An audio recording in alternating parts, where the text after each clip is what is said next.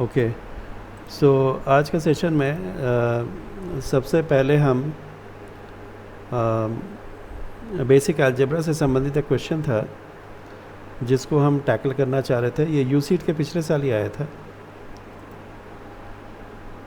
जिसमें यह क्वेश्चन दिया गया था कि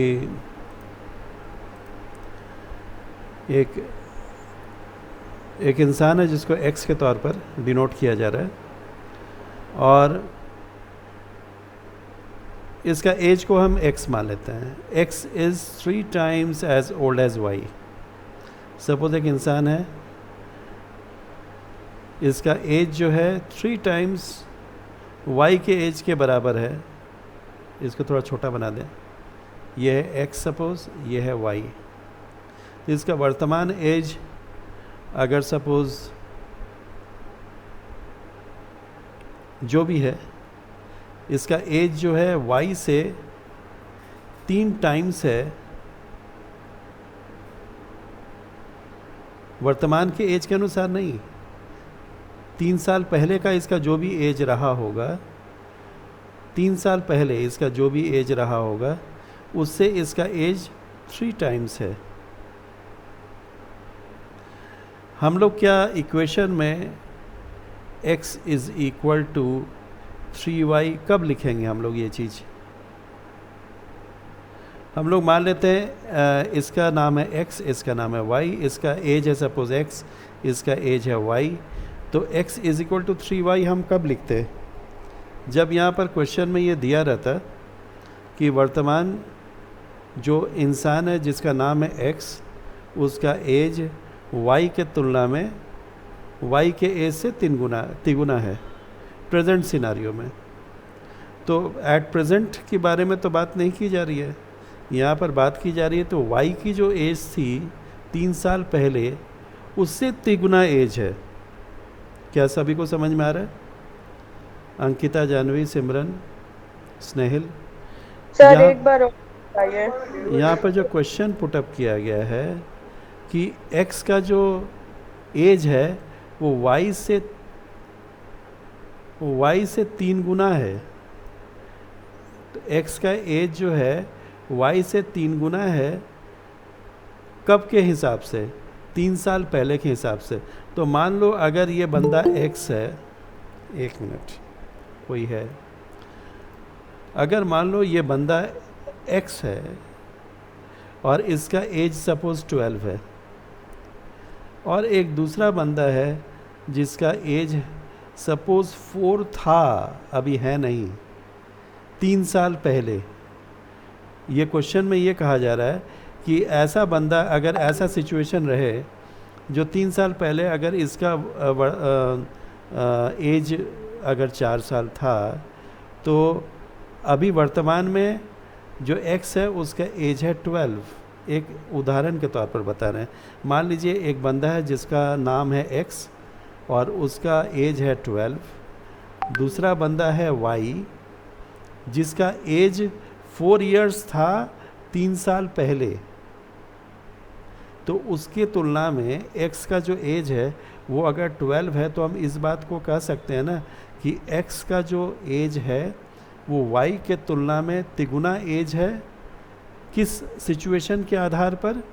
जब y का एज 3 साल पहले था। अब ये नहीं कह रहा है कि y का वर्तमान एज जो है उसके तुलना में x का एज उससे तिगुना है। ये चीज़ नहीं कहा जा रहा है। ये कहा जा रहा है y का एज जो 3 साल पहले था उससे इसका एज, x का जो एज है, दैट इज़ 3 times। तो मेरा इक्वेशन उस केस में क्या ये लिखना सही होगा कि हम x is equal to 3y minus 3 लिखें, या x minus 3 is equal to 3y लिखें? क्या ये सब इक्वेशन सही जा रहा है मेरा? इन दोनों में से कोई सही है या दोनों ही गलत है? x का वैल्यू 3y यानी कि 3 गुना, लेकिन 3 साल पहले -3 किया हमने। क्या इस तरह का लॉजिक सही है कि x का मान में से हम 3 साल घटा दें and that is equal to 3y, ये सही है क्या? इन दोनों में से कोई सही है या कोई एक सही है? क्या लग रहा है आप लोगों को?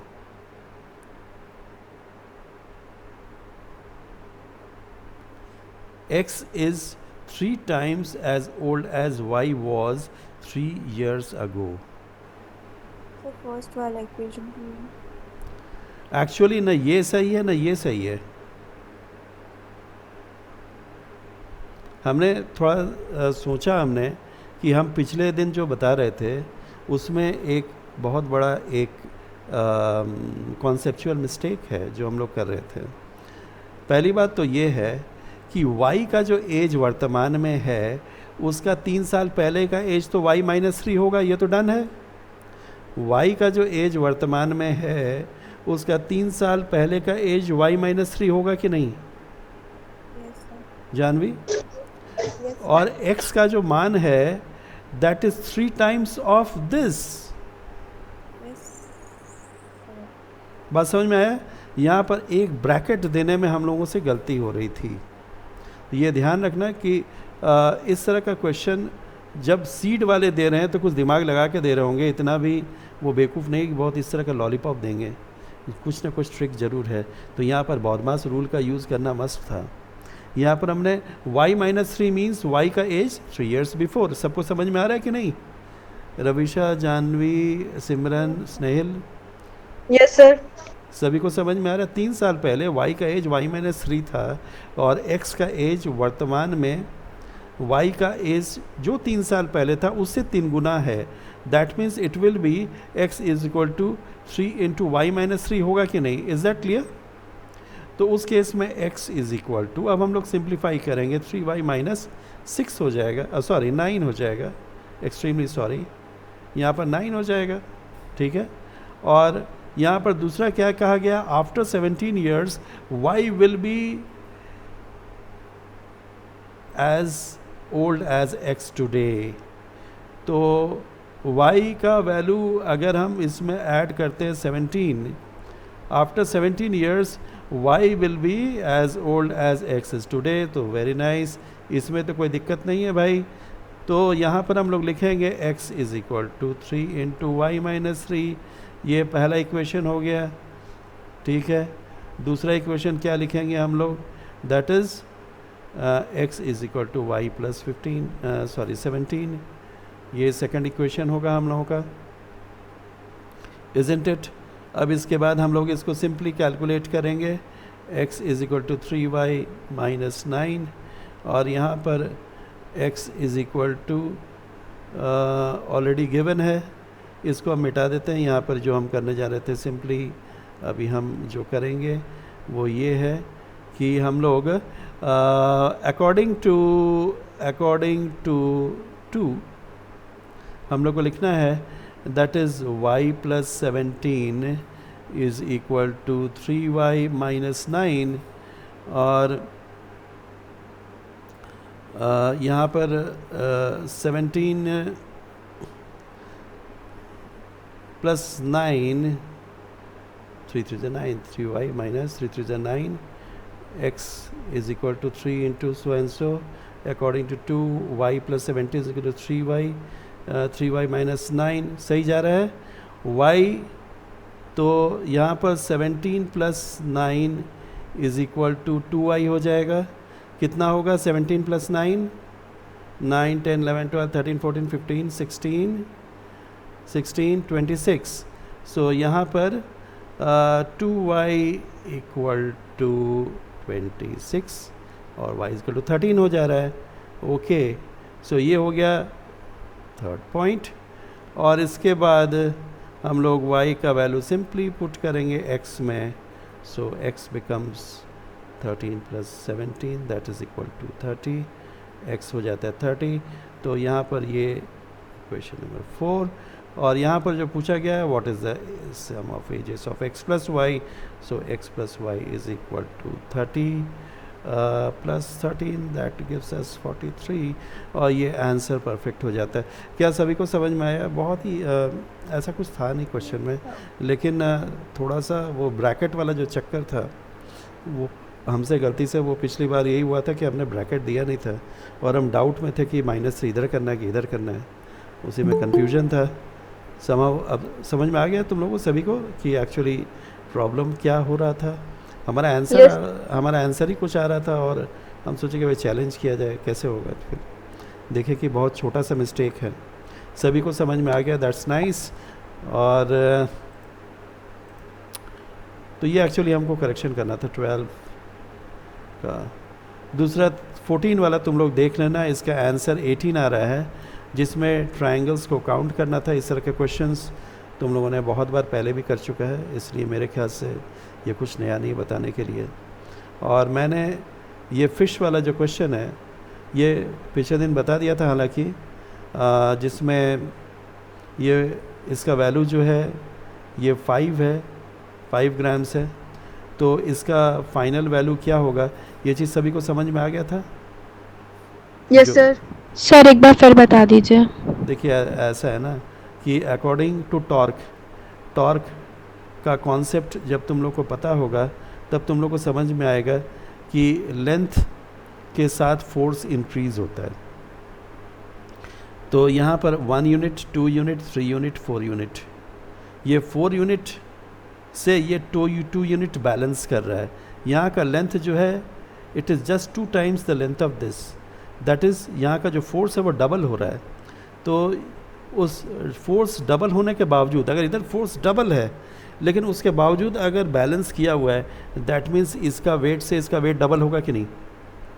सिंपल कॉन्सेप्ट, अगर इधर का फोर्स डबल है लेकिन उसके बावजूद अगर इधर वाला ऑब्जेक्ट उसको बैलेंस किए हुए, तो इसका जो भी वेट होगा इसके वेट से उसका हाफ होगा कि नहीं। इसका जो भी वेट होगा, अगर ये 2 है तो इसका वेट 4 होगा कि नहीं, अगर वो बैलेंस किए। बात समझ में आ रहा है हम क्या कहना चाह रहे हैं? यस। इधर का फोर्स डबल है और इधर का फोर्स डबल होने के बावजूद बैलेंस किए हुए है, दैट मीन्स इसके वेट से इसका वेट डबल होगा, तभी तो बैलेंस किया। तो यहाँ पर फोर्स इंक्रीजेज विद डिस्टेंस। एक सिंपल कॉन्सेप्ट सोच के चलो, ये टॉर्क का कॉन्सेप्ट है। Torque means rotational force, that is called torque, जो हम लोग सिंपल मशीन में पढ़ेंगे। तो यहाँ पर फोर्स इंक्रीजेज विद डिस्टेंस, और अगर डिस्टेंस डबल है तो फोर्स भी डबल हो जाएगा। तो उस केस में अगर यहाँ पर हम देखें, अगर ध्यान से देखो, 1 मिनट थोड़ा सा हम जूम फीचर हम ऑन कर लें, थोड़ा सा 1 मिनट एंड शो करना पड़ेगा मुझे, कीप 1 मिनट जूम को ऑन कर लें और इसके बाद हम आते हैं यहाँ पर ताकि प्रॉपरली हम बता सकें।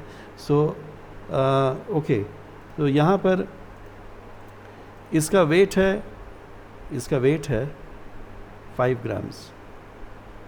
5 ग्राम्स, लेकिन इधर का जो डिस्टेंस है वो अगर इसको एक यूनिट माने, अगर इसको एक यूनिट मानते हैं हम, इसको 1 यूनिट, इसको 1 यूनिट, इसको 1 यूनिट, इसको 1 यूनिट, इस सबको अगर एक यूनिट हम मानते हैं तो ये यहाँ पर ये 4 यूनिट है डिस्टेंस, 4 यूनिट्स है, जबकि यहाँ का जो डिस्टेंस है वो 2 यूनिट है। तो ये 4 यूनिट ज़्यादा फोर्स एक्सर्ट कर रहा है, लेकिन उसके बावजूद अगर ये बैलेंस्ड है, दैट मीन्स इधर का जो वेट है वो इधर के वेट से डबल होगा कि नहीं सिमरन? Yes sir. तो जाहिर सी बात है, यहाँ पर अगर ये हम मान के चलें कि इसका 5 ग्राम था तो इसका वेट कितना होगा भैया? 10 ग्राम होगा कि नहीं? सीधा सा कॉन्सेप्ट समझ में आया? इसका वेट 10 ग्राम होगा क्योंकि इधर का डिस्टेंस डबल है, डबल फोर्स एक्सर्ट कर रहा है उसको, ये लेकिन बैलेंस किया हुआ है। तो ऑब्वियसली इधर का 5 ग्राम है तो इधर का 10 ग्राम हो जाएगा, तभी दोनों का बैलेंस होगा। अब इसके बाद अगर ऐसा कुछ है तो अब ये इसके ऊपर कितना टेंशन पड़ रहा है, इस पर्टिकुलर रोप के ऊपर कितना टेंशन पड़ रहा होगा, तो कितना वेट ये बर्दाश्त कर रहा है ये रोप। तो हम देख सकते हैं ये 10 ग्राम है, ये 5 ग्राम है, 10 + 5 that is equal to 15 grams. तो इधर का जो वेट है इस पर्टिकुलर जगह पर जो अभी जो वेट पड़ रहा है दैट इज़ 15 ग्राम्स। और लेकिन यहाँ पर ध्यान दो 1 unit, 1 unit, 2 unit, 3 units, 1 unit, 2 unit, 3 units. तो यहाँ पर वेट बराबर है, यहाँ पर डिस्टेंस बराबर है, फोर्स बराबर है। दैट मीन्स अगर इधर 15 ग्राम है, इधर कितना होगा सिमरन? इधर 30। 15 ग्राम से भैया, और यहाँ Sorry, का इधर का डिस्टेंस एक बराबर है, दोनों तरफ डिस्टेंस एक बराबर है। That means torque will be same, rotational force will be same. उस केस में अगर इधर 15 है तो इधर भी 15 होगा कि नहीं होगा? बात समझ में आ Yes. रहा है? दोनों का फोर्स सेम एग्जर्ट हो रहा है। दैट मीन्स इसका वेट हो गया 15। अब यहाँ पर देखो, ये अब यहाँ पर कितना फोर्स अब आ रहा है, कौन बताएगा? इस पर्टिकुलर पॉइंट पे कितना फोर्स आ रहा है, कौन बताएगा? sir, 30. सर 30। ठीक है ना? तो यहाँ पर 15 + 15, यहाँ पर 30 वेट आ रहा है, ठीक है। और यहाँ पर हम क्या देख रहे हैं? 1 unit, 2 unit, 3 unit, 4 unit, 1 unit, 2 unit, 3 unit, 4 unit. अब दोनों तरफ बराबर है, इधर 30 है तो इधर कितना होगा? 30। बराबर ही है ना भैया, तो इधर भी हो जाएगा 30, इजंट इट? अब ये इधर फिर कितना फोर्स अब आ रहा है? 60. 30, 30, 60। और यहाँ पर 1 unit, 2 unit, 3 unit, 4 unit, 5 unit, 1 2 3 4 5। That means यहाँ पर कितना वेट? ये 60। दैट विल 60, और 60 विल बी द आंसर। यहाँ पर if weight of black fish is 5 grams, what is the weight in grams of red fish? तो आंसर हम लोग का आ जाता है, बात समझ में आया? It becomes 16। तो टॉर्क हो गया। सिंपल मशीन के और भी फीचर्स हैं जिसके बारे में हम लोग चर्चा करेंगे मे बी दुर्गा पूजा के बाद, लेकिन दिवाली के बाद। और पहले हम टेस्ट लेंगे तुम लोगों का ऑफलाइन। तो 28 या 29 को तुम लोग प्रेजेंट रहना, तो तुम लोग ऑफलाइन जो है तुम लोग टेस्ट देने का एक जज्बा ही कुछ और होगा। 3 घंटा तुम लोग खुद को अपने आप को जज कर पाओगे। तो हम इंसिस्ट करेंगे भैया सभी लोग आने की कोशिश करना। सिमरन अपना तबीयत ठीक कर लेना, ओके? Yes, sir. कोशिश पूरा रहना चाहिए आने का, okay. Moving on to part B. लेकिन पार्ट बी में आने के पहले 2-4 क्वेश्चंस और हम लोग टैकल कर लें, फिर हम पार्ट बी में आए तो ज़्यादा अच्छा रहेगा। That will be your class work for today. लेकिन हम पहले पार्ट ए का 1-2 और सैम्पल हम चाह रहे थे थोड़ा चेक करना। सो ओके फाइन, ये तो सही था। अब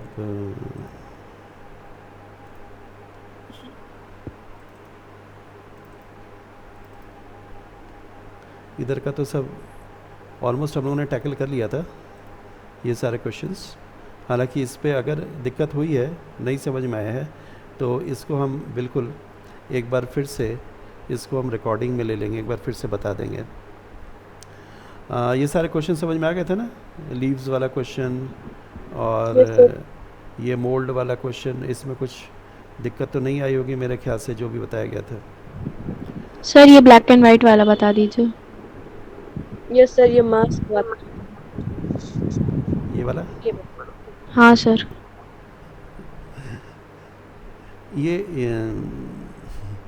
ये जो क्वेश्चन है ये बहुत ही सिंपल सा क्वेश्चन है। इसमें सिंपल सा तुमसे ये कह रहा है कि एंग्री पर्सन कौन दिखेगा जब इसको पलट दिया जाए, ठीक है ना? तो सिंपली अगर कोई एंग्री होगा तो उसका चेहरे का जो बनावट होगा, जो फेशियल एक्सप्रेशन जो नीचे का होगा, something like this it will be. So जो लोग एनिमेशन और कैरेक्टर डिज़ाइन में जिन लोगों को ज़्यादा जो लोग पारंगत हैं, वो सीधे सीधे ये कहेंगे भैया ये जो फॉर्म है जो हमको यहाँ पर नज़र आ रहा है, it will be something like, बहुत ही गुस्साया आदमी रहता है तो उसका जो टीथ है वो कुछ इस तरह का होगा कि नहीं? Yes, sir. ठीक है ना? तो ये कुछ क्वेश्चंस जो MCQ में या MSQ में रहता है, एनिमेशन डिज़ाइन का जो कैरेक्टर डिज़ाइन वाला पार्ट है, ये सब तुम लोग अच्छे से करना, तो ये सब चीज़ें तुम लोग को बहुत ही कम समय में समझ में आ जाएगा कि एग्जैक्टली कैसे उसको टैकल करना चाहिए। तो जाहिर सी बात है इसका आंसर सी होगा, इसमें कोई डाउट नहीं है। कभी कभार जीके से संबंधित देखो क्वेश्चन आता है, और एट प्रेजेंट जो क्वेश्चन है ये एक तरह से पज़ल भी है और जीके भी है।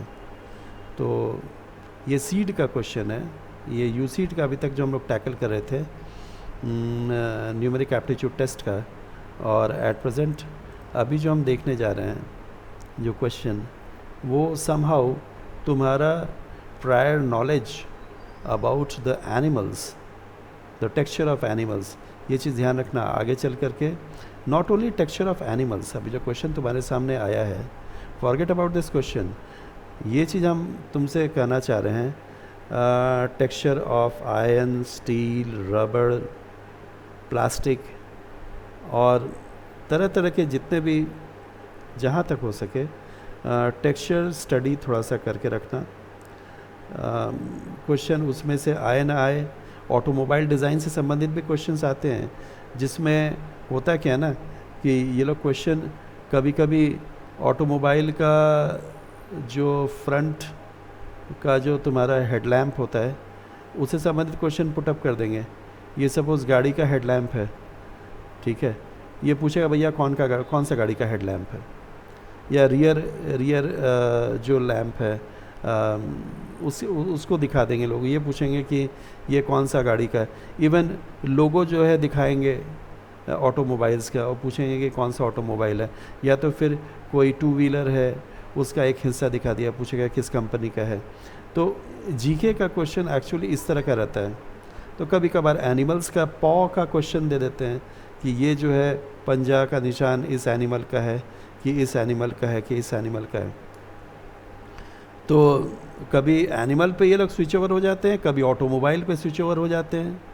तो इन लोगों की महिमा, कभी कभार ये लोग मटेरियल से संबंधित क्वेश्चन दे देते हैं कि ये कौन सा मटेरियल का टेक्सचर है। कभी कभार ये भी क्वेश्चन दे देते हैं ये लोग कि एक पर्टिकुलर, जैसे ये चेयर पीछे रखा हुआ है, चेयर का इमेज दे दिया और इसका मैन्युफैक्चरिंग प्रोसेस बताइए क्या है। तो ये सारा जो जीके से संबंधित क्वेश्चन है, इसके लिए हम लोग को वर्क थोड़ा करना पड़ेगा, थोड़ा डिटेल्स में पढ़ाई करनी पड़ेगी, जो हम लोग सब्सिक्वेंट क्लासेस में करेंगे। लेकिन अभी जो एट प्रेजेंट एनिमल के बारे में पूछा गया है, ये आप समझ के चलिए कि इस तरह का क्वेश्चन के लिए कोई प्रिपरेशन की ज़रूरत नहीं है। अगर आपको आ रहा है well and good, otherwise just skip the question. So let's see the question first. ये सारे सरप्राइजेस रहते हैं खासतौर पर जीके से संबंधित। अभी एट प्रेजेंट जो क्वेश्चन पुटअप किया गया है, आइडेंटिफाई द ऑड वन। हम चाह रहे हैं कि 2 मिनट तुम लोग समय लेकर के बताओ कि इसमें ऑड वन क्या है। सर ए। देखो, हम ये नहीं चाह रहे हैं कि यू सीड का आंसर की तुम लोग देख करके या सीड का आंसर की देख करके बताओ। हम ये चाह रहे हैं कि लॉजिक बताओ कि एक्चुअली वो ए क्यों है। Last B, C और D में E is a pattern of tiger, C is of leopard and D is the cheetah and A और is सर जो ए वाला है वो नेचुरल वुडन प्रिंट का वो है। ए क्या है बता रही हो? सर वो जैसे वुड का जो टेक्सचर होता है ना, या तो फिर सर जेब्रा का कह सकते हैं। ये जेब्रा है, ये जेब्रा है। B is tiger, ये टाइगर है। C is leopard और cheetah, जगुआर। jaguar और D is cheetah। ये टाइगर है, ये जगुआर है, ये चीता है। cheetah। ओके, तो Tiger, jaguar and cheetah are of same type of animals. तो Similar type of animal। ये सभी कार्निवोरस है, राइट? Yes। ठीक है, और ये हर्बीवोरस है। Yeah। सो एक्चुअली यहाँ पे वही बात हो रही है कि ये जो जीके वाला क्वेश्चन है ना, तो इस तरह के क्वेश्चंस आसान होते हैं और सरप्राइजिंग भी रहती है, इसमें कोई दो राय नहीं है। ठीक है, ये आसान क्वेश्चन में से एक था और ख़तरनाक वाला क्वेश्चन तुम लोग के सामने है अभी। कोडिंग डिकोडिंग, अभी ये जो कोडिंग डिकोडिंग रहता है, हम लोग कोडिंग डिकोडिंग जनरली जो करते आए हैं, और अभी जो हम लोग कोडिंग डिकोडिंग देख रहे हैं, इसमें एक्चुअली टेक्स्ट नंबर्स का कॉम्बिनेशन है अलॉन्ग विथ ग्राफिक्स। ये बड़ा ही इनोवेटिव क्वेश्चन है, ज़रा देखिए क्वेश्चन को। और बताइए कि इसका लॉजिक क्या है।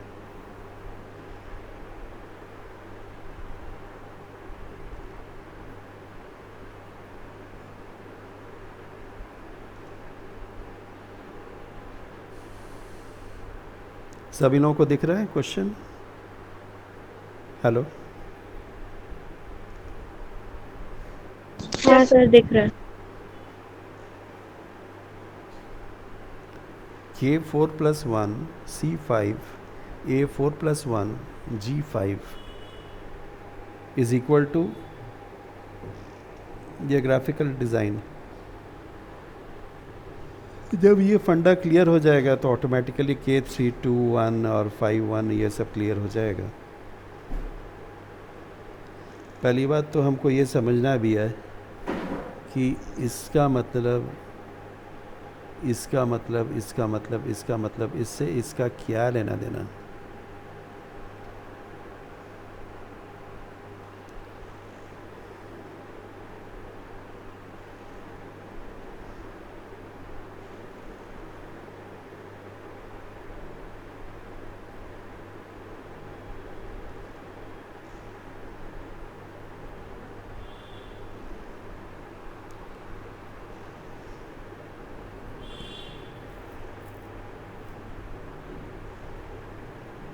K4+1 यहाँ पर एक चीज़ गौर करने वाली बात है, ये 4 को ब्रैकेट में दिखाया जा रहा है और एक बड़ा अजीब चीज़ है, ये एक दूसरे से कनेक्ट दिखा रहा है, ये कनेक्ट दिखा रहा है, कुछ कनेक्शन वाला चक्कर है। अगर कनेक्शन वाला चीज़ हम यहाँ ध्यान से देखें, हमको कुछ यहाँ पर कनेक्टिविटी दिख रही है।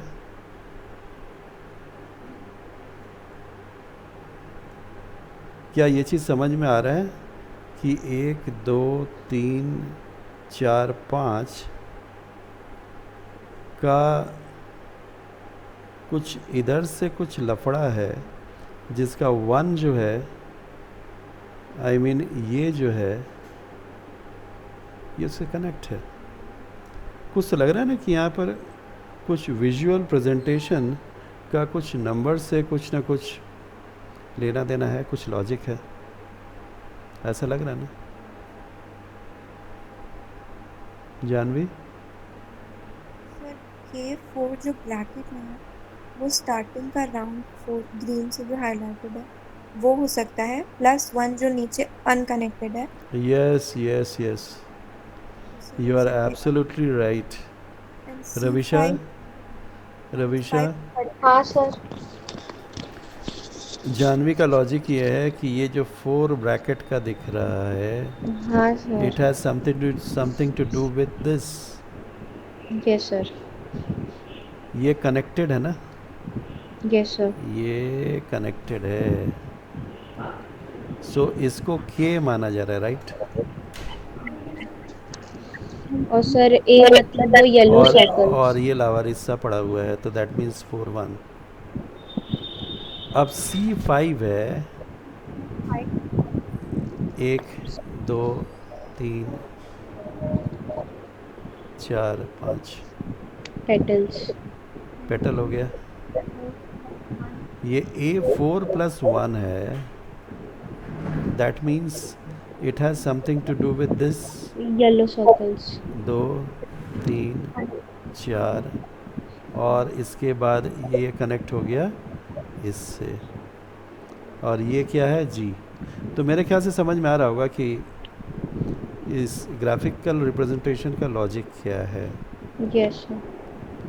तो जब ये चीज़ हम लोग को पकड़ में आ रहा है, सभी को समझ में आ रहा है? Snehal, Simran, Shraddha, yes sir. Okay, Ankita, is it okay? Yes sir. Yes sir. तो अब हमें बताओ कि इस सेटअप का इन सबों में से क्या लेना देना, इसमें से कौन हो सकता है? विदाउट सीइंग द आंसर की पहले बताना है तुम लोगों को।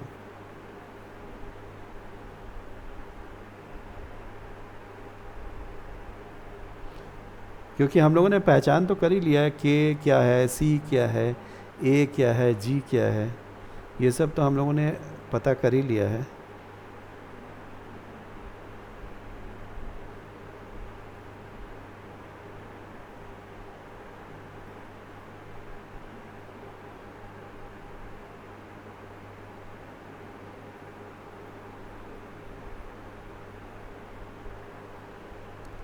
तो हम लोगों को यहाँ से कंफर्म करना है कि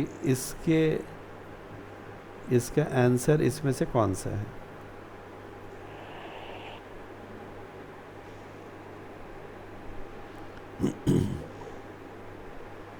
तो सबसे पहले हम लोग ए को चेक करते हैं। सबसे पहले हम लोग ए को चेक करते हैं कि ए जाएगा कि नहीं। तो ब्रैकेट में 3 है, ब्रैकेट में 3 है, ये 3 2 1 ये जा रहा है, ये 3 है, ये 3 है। Is it okay? ये 2 है, ये 2 है, ये भी सही है, ये 1, ये सही है यहाँ तक। अब इसके बाद C5 + 1। अब 1 2 3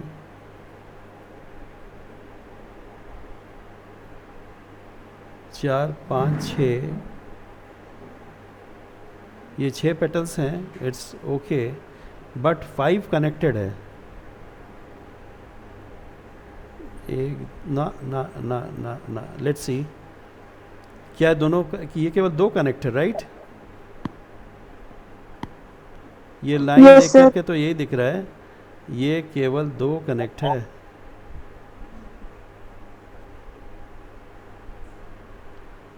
यहाँ पर 5 कनेक्शन चाहिए। ज़रा इधर देखा जाए, सी के केस में क्या है, सी का ये जुड़ा हुआ है, ये जुड़ा इस लाइन से 1 जुड़ा हुआ है, 2 जुड़ा हुआ है, 3 जुड़ा हुआ है, 4 जुड़ा हुआ है, 5 जुड़ा हुआ है, इज़न्ट इट? और उस केस में ये देखना है के का 3 है कि नहीं इसमें, लेकिन ये तो दिख रहा है 2 है, और ये पता नहीं क्या है, 2 है, ये 1 1 नहीं, ये भी नहीं होगा। फिर क्या बात समझ में आ रहा है? Yes, sir. Yes sir. ये तो दोनों ही फ्लॉप हो गया भैया। अब तुम लोग बताओ, सर आंसर डी है।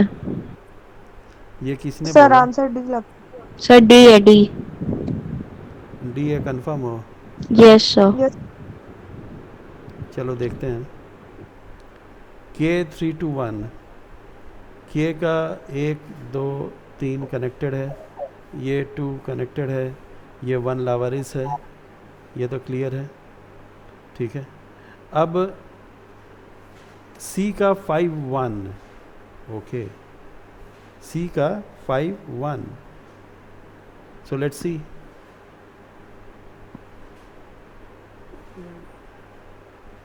एक 2 3 4 5, भैया 5 तो इधर से कनेक्टेड है, और जो लावारिस वाला 1 है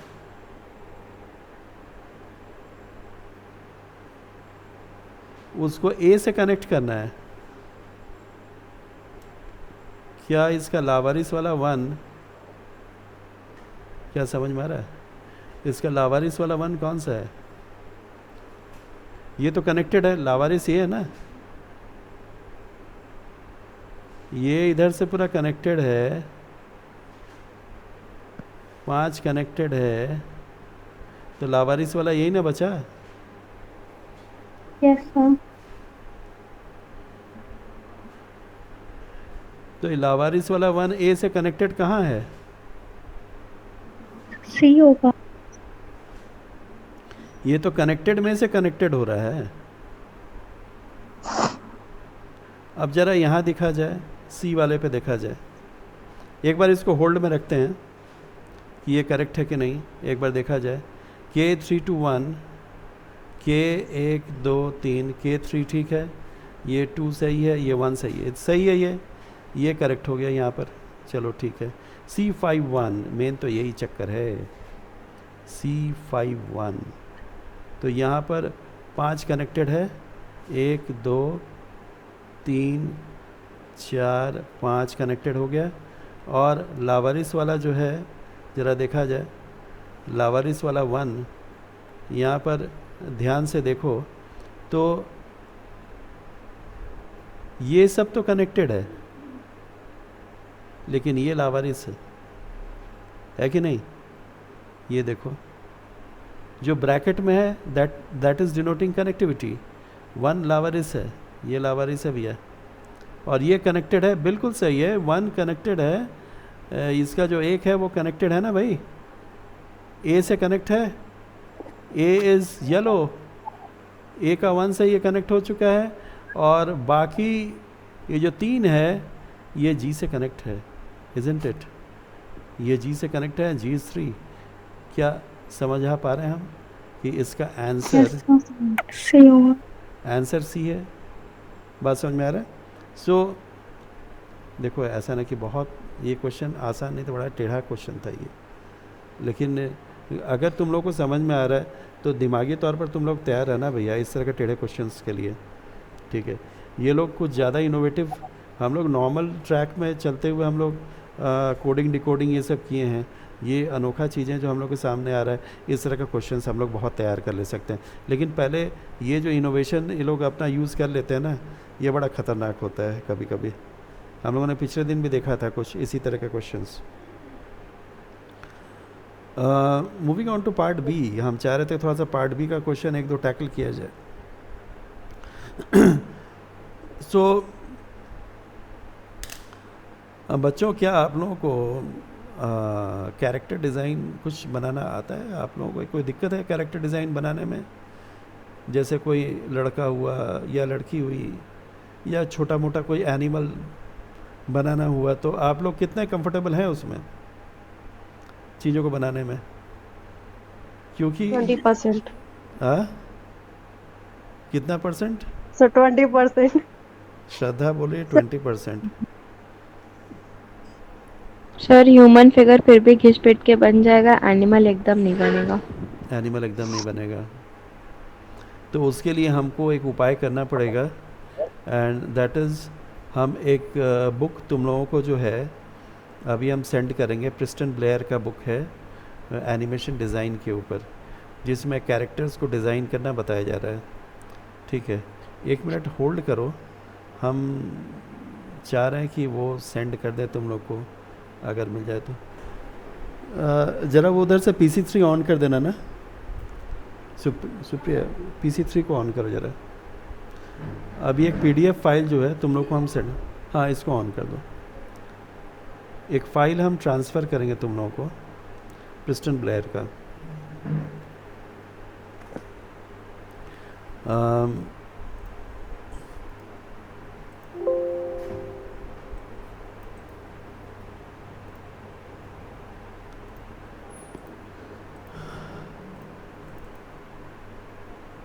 ये कार्टून एनिमेशन का बुक है बाय प्रिस्टन ब्लेयर। ये डिज़नी में जो है कई एक साल काम किया इन्होंने, और बहुत अच्छा इनका जो है कॉन्सेप्ट है कैरेक्टर डिज़ाइन का। इसमें इंसान से लेकर के, चूहा से लेकर के, बिल्ली से लेकर के कुछ भी बनाने का देखिए किस तरह से बनाने का इसने बताया हुआ है। आर्मेचर और उसके बाद ऑब्जेक्ट को किस तरह से क्रमवार तरीके से बनाया जा रहा है कैरेक्टर्स। पहले तो आप ड्रॉ करेंगे इसको रफ स्केच के बाद, किस तरह से उसके ऊपर आप, जैसे फॉर एग्जांपल यही है,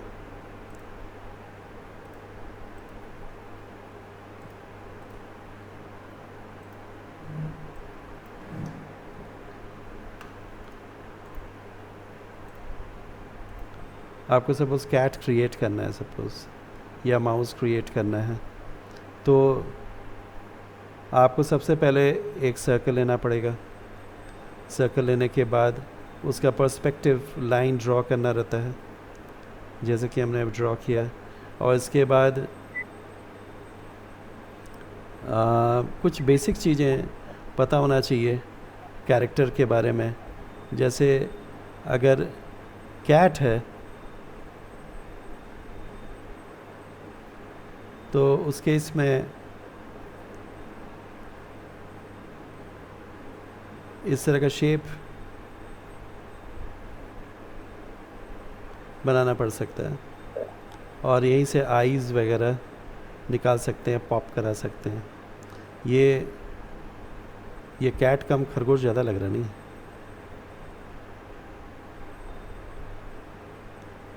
और इधर से अगर हम आर्मेचर बनाते हैं, इसके बाद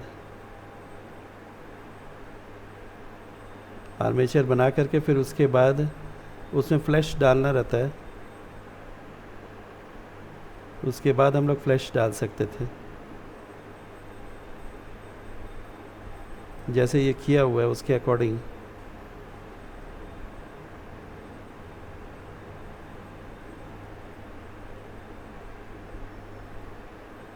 तो ये प्रैक्टिस करना बहुत ज़रूरी होगा इस पे। आर्मेचर्स हो गए, लेग्स हो गए, हैंड्स हो गए। तो वही हम बताना ये चाह रहे थे कि आर्मेचर के बाद जो है सही प्रोपोर्शन हम लोग पकड़ पाते हैं ऑब्जेक्ट को क्रिएट करने के लिए। सो कैरेक्टर्स बनाने के लिए यहाँ पर तरह तरह के कैरेक्टर्स के बारे में इस PDF फाइल में दिया हुआ है। इंसान के चेहरे के एक्सप्रेशंस हो गए, जैसे डॉग है, डॉग को बनाने के लिए किस तरह से आप डॉग बनाएंगे, ये सीक्वेंस में दिया हुआ है। तो इस पे ज़रूर आप लोग प्रैक्टिस करेंगे। अलग अलग एक्सप्रेशंस हैं कैरेक्टर्स के, सरप्राइज़, अलूफ, फ्राइट, बहुत ज़बरदस्त तरीके से चीज़ें दी हुई है। हैंड एक्सप्रेशंस,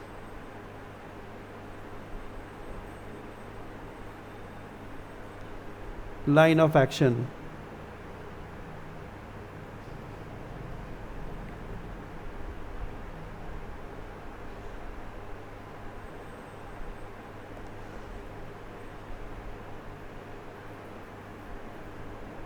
तो प्रिस्टन ब्लेयर का बुक हमने डाउनलोड किया हुआ है, और वैसे भी हमारे पास प्रिस्टन ब्लेयर का बुक है। उसको हम इस क्लास ओवर होने के बाद जो है हम आप लोगों को ट्रांसफ़र कर देंगे, ठीक है ना। सो हम सीधे सीधे पार्ट बी के उस क्वेश्चन पे आए जो तुम लोग को एक्चुअली हमें दिखाना था।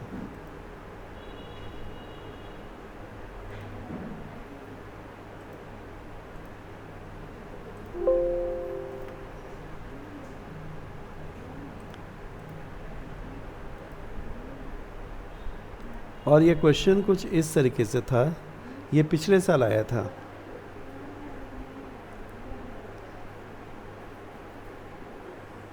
क्या सभी को दिख रहा है question? Yes sir. Yes sir. तुम लोग को सबसे पहले रैट बनाना आना चाहिए, सपोज कैट बनाना आना चाहिए, ठीक है। और डॉग, सजेशन है, डॉग ज़रूरी है। जो पेट एनिमल्स है ना, कम से कम गिरे हालत में पेट एनिमल्स आप लोग को बनाना आना चाहिए। भाई पेट एनिमल कितने प्रकार के होते हैं? बहुत सारे होते हैं।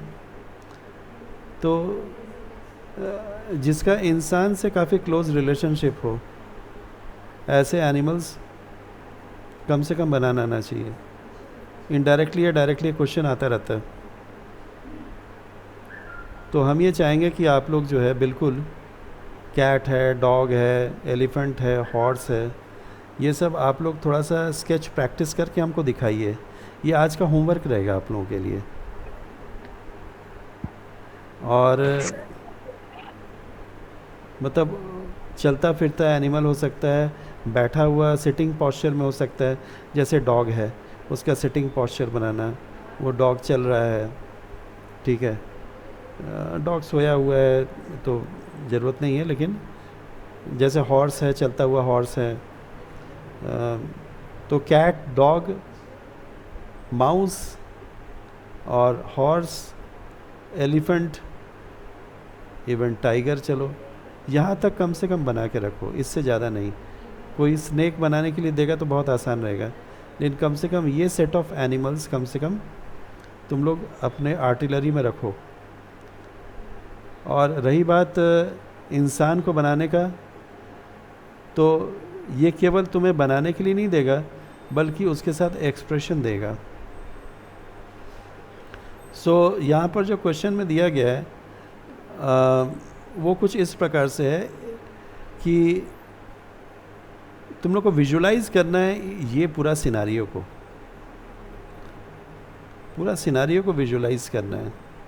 इसमें जो जो चीज़ें बताई जा रही है, हर एक चीज़ को एक ही सीन का हिस्सा है, ये उसको बनाना है तुम लोग को। क्या है? Rat is spotted inside a school canteen. एक चूहा जो है कैंटीन में देखा गया। उसके बाद एक स्कूल बॉय है जो काफ़ी डरा हुआ है और सर ये सारा बनाना होगा या एक आध? जी जी बिल्कुल बिल्कुल, ये सब बनाना है। सब A brave schoolgirl is chasing the rat out of canteen. A tiffin box is falling on the floor.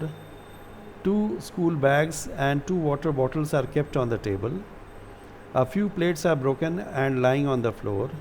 The canteen owner is watching this in shock, standing on top of the counter table. अब sketch the scene from the canteen owner's point of view. Canteen point of view shot का मतलब समझ रहे हैं? जिस इंसान को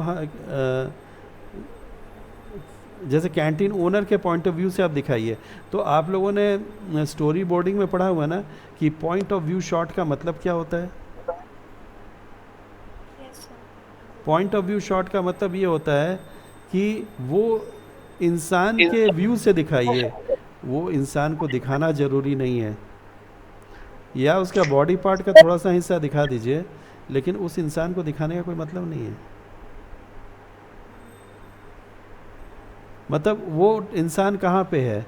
canteen owner is watching और standing on top of the counter table, यानी कि आपको दिखाना है पूरे सिनारियो को थोड़ा ऊपर से।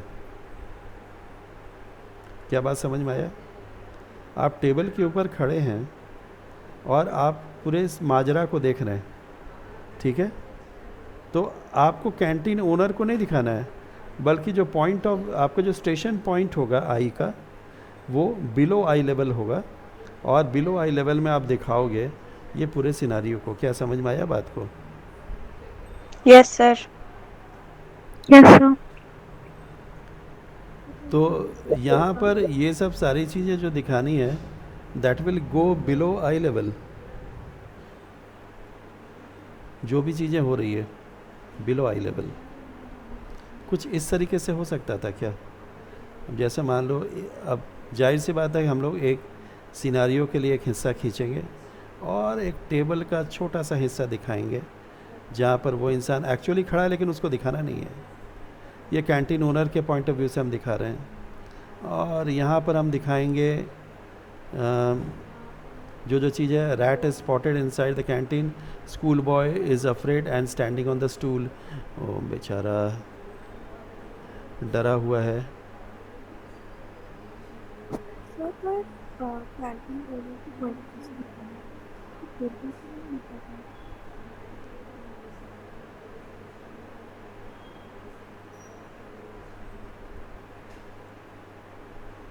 ठीक है, चलो बिलो आई लेवल में बहुत ज़्यादा बिलो आई लेवल रखना कोई ज़रूरी नहीं है। ये भी बेचारा टेबल के ऊपर ही खड़ा है, स्टैंडिंग ऑन द टेबल, है ना? A brave school girl is chasing the rat. Very nice. Brave school girl is chasing the rat.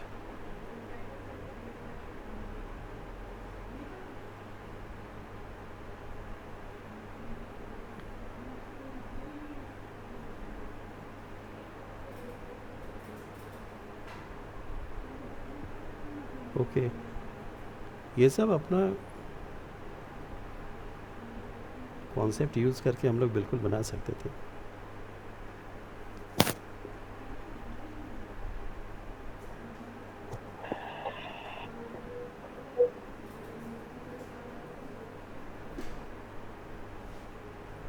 There is a rat and is running away like this, chasing the rat. A tiffin box is falling on the floor. मतलब यहाँ पर हो सकता है tiffin box यहीं से गिर रहा हो.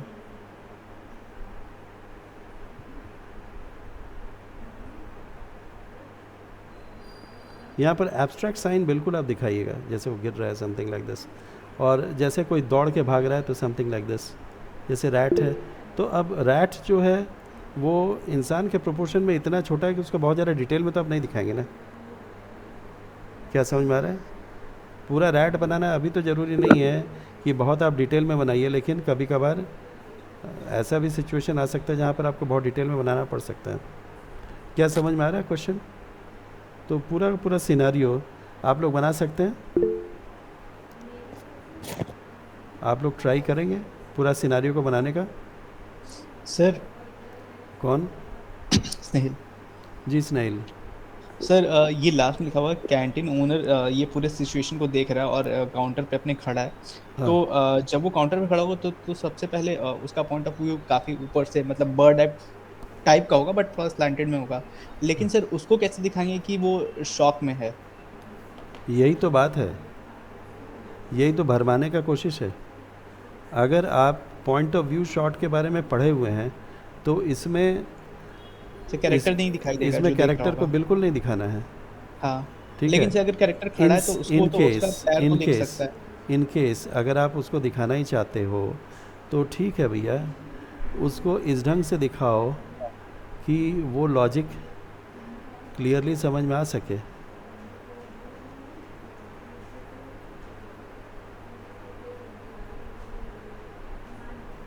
लेकिन पूरा मत दिखाओ उसको, थोड़ा सा दिखा दो अगर आप दिखाना चाह रहे हो तो. He is watching in shock. तो अगर सिर्फ पॉइंट ऑफ व्यू से दिखाएंगे तब तो फिर वो बंदा दिखेगा ही नहीं. लेकिन बिल्कुल नहीं दिखना चाहिए.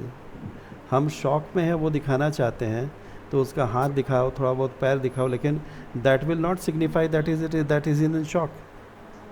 लेकिन यही है कि आपको फंसाने के लिए वो बता रहा है कि कैंटीन ओनर के पॉइंट ऑफ व्यू से एक तो दिखाइए और वो शॉक में है.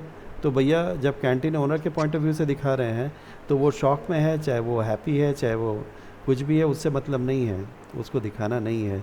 अगर हम लोग पॉइंट ऑफ व्यू शॉट के बारे में देख रहे हैं बना. अगर हम स्टोरी बोर्डिंग करते तो उस केस में क्या करते हैं हम, अगर एक ही सीन में चीज़ों को दिखाना रहता है तो हम लोग स्प्लिट स्क्रीन कर देते हैं, जहाँ पर कैंटीन ओनर को जो है हम दिखाते हैं he is really in shock. ठीक है. कैंटीन ओनर जो है वो शॉक में है, वो हम दिखाते हैं इस तरीके से. ठीक है. पहला में तो इस तरह से दिखाते हैं कि canteen owner is in shock, माथे में हाथ दिया हुआ सपोज, और दूसरे में हम दिखाते कि एक्चुअली जो घटना घटी. और यहाँ पर हम लोग लिखते बाकायदे POV शॉट, और यहाँ पर वो सारे एलिमेंट्स लगा देते हैं. अगर हम लोग इसको दिखा रहे होते उसमें स्टोरी बोर्डिंग में, हम लोग स्प्लिट स्क्रीन भी कर सकते थे और पॉइंट ऑफ व्यू शॉट यहाँ बाकायदे हमको लिखना पड़ता. समझ? इज़ दैट क्लियर स्नेहिल? यहाँ पर पॉइंट ऑफ व्यू शॉट ये वर्ड लिखने की ज़रूरत नहीं है क्योंकि हमने कोई स्टोरी बोर्डिंग नहीं करनी है. यहाँ पर उसके पॉइंट ऑफ व्यू से दिखाना है, उसको आप हटा सकते हो. डोंट शो द पर्सन, क्योंकि पॉइंट ऑफ व्यू शॉट के बारे में बताया गया. यस, इज दैट क्लियर स्नेहिल?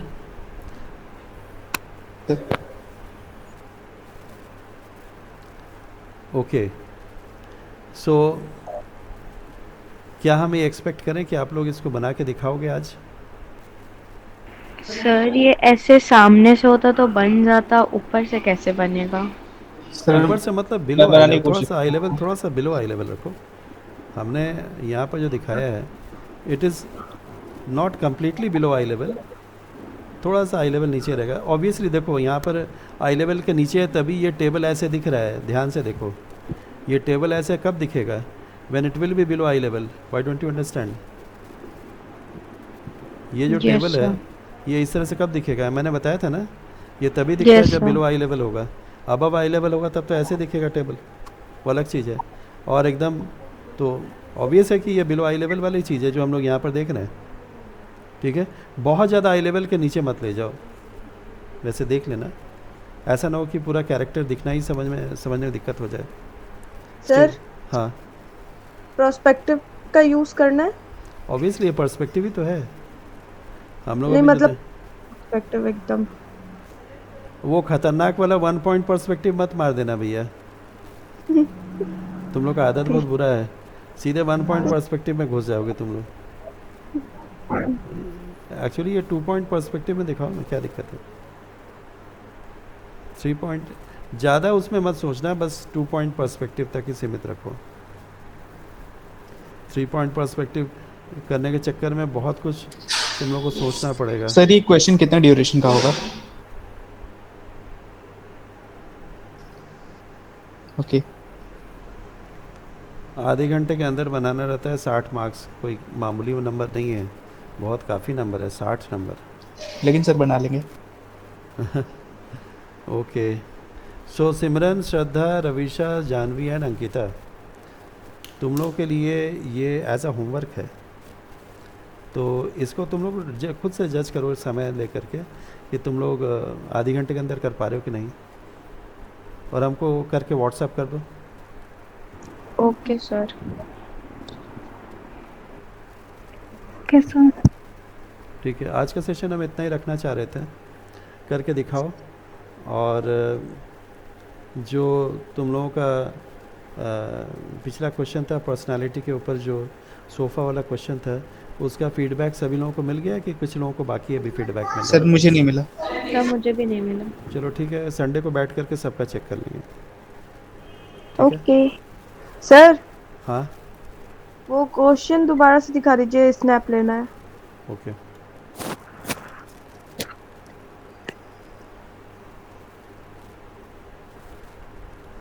यहाँ पर बताया गया कि कोई कलर यूज़ नहीं करना है, केवल पेंसिल स्केच चाहिए।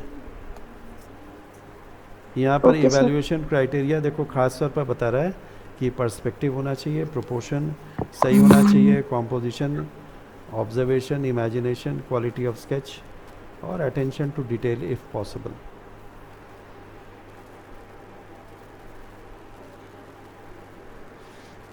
सभी लोगों ने स्नैप ले लिया? Yes sir. Yes sir. Yes sir. Sir मैंने एनआईडी का वेबसाइट चेक किया है सर, उसमें 2022 और 23 का दिखा रहा है, बट नेक्स्ट ईयर के लिए कुछ 23 24 या ऐसा कुछ नहीं दिखा रहा है। अभी नहीं, अभी अनाउंस हुआ है, अनाउंस होता तो पहले। हाँ सर, लॉगिन के लिए या साइन अप के लिए भी नहीं आ ऐसा रहा। कुछ रजिस्ट्रेशन का नहीं आ रहा है, हमने भी चेक किया था, ऐसा कुछ अभी आ नहीं रहा है, लेकिन डेली सर- चेक करते रहिए, इसी हफ्ते हो सकता है आ जाए। Okay sir. सर मेरा बीएचयू का थ्योरी का रिजल्ट आ गया। रिजल्ट आ गया का मतलब हमको लगता है कुछ अच्छी खबर है तभी। सर 91.58। देखें, आप बहुत उतावला थे बोलने की। ऐसा है कि ऑनलाइन मिठाई आप सबके लिए ऑर्डर कर दीजिए, अच्छा रहेगा। क्यों, सही रहेगा कि नहीं सिमरन? अब मेरे लिए ऑनलाइन नहीं चलेगा, हम कोचिंग आएंगे तो हम ऑफलाइन लेंगे। आप भैया स्नेहिल आप समझ सर लीजिए। एक्चुअली मैंने पोर्टफोलियो के लिए सर एक्चुअली बताया कि मुझे सर पोर्टफोलियो का थोड़ा सा प्रिपरेशन करना था। पोर्टफोलियो का प्रिपरेशन करना है? हाँ सर, जल्दी ही अभी प्रैक्टिकल होगा तो उसके लिए सर पोर्टफोलियो में मैं क्या रखूँ मुझे नहीं क्लियर होता है। हम रिकॉर्डिंग मोड को ऑफ करने जा रहे हैं, क्योंकि ये चीज़ अभी संदर्भ से बाहर हो रहा है।